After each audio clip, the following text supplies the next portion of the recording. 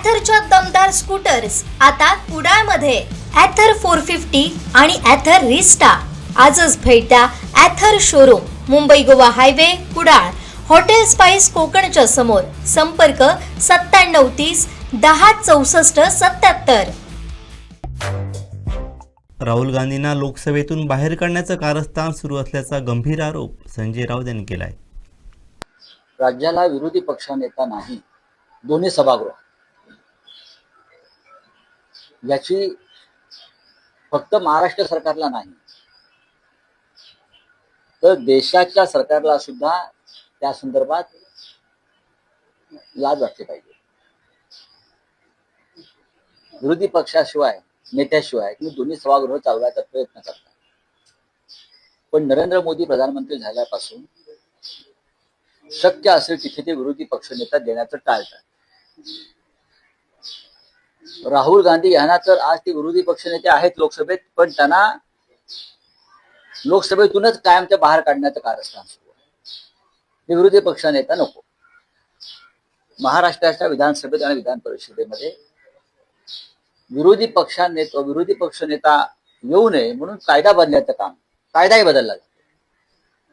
ह्याला निर्लज्जपणा म्हणतात.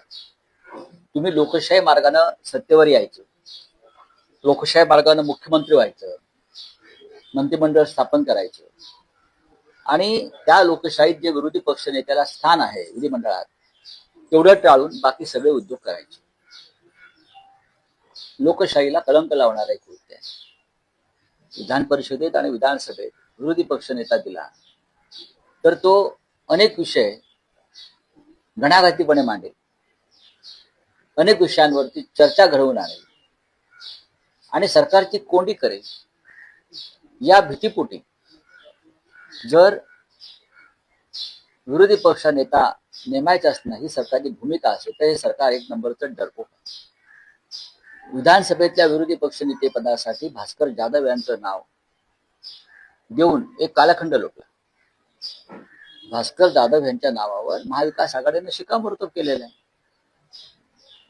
पण भास्कर जाधव नको. तर तुम्ही कोण ठरवणार? विधान परिषदेमध्ये काही निर्णय झालेले आहेत, तिथेही त्या पद्धतीनं विरोधी पक्षाला ते पद द्यायचं नाही यासाठी कारस्थानं केली जातात. हे महाराष्ट्राच्या ज्या मातीतून डॉक्टर आंबेडकर यांनी संविधान निर्माण केलं त्या राज्यामध्ये लोकशाहीची अशी गळचीपी आणि हत्या होत असेल तर त्याची इतिहासामध्ये नोंद होईल. काळ्या कुट्टशाही हे राज्याच्या मुख्यमंत्र्यांनी लक्षात घेतलं.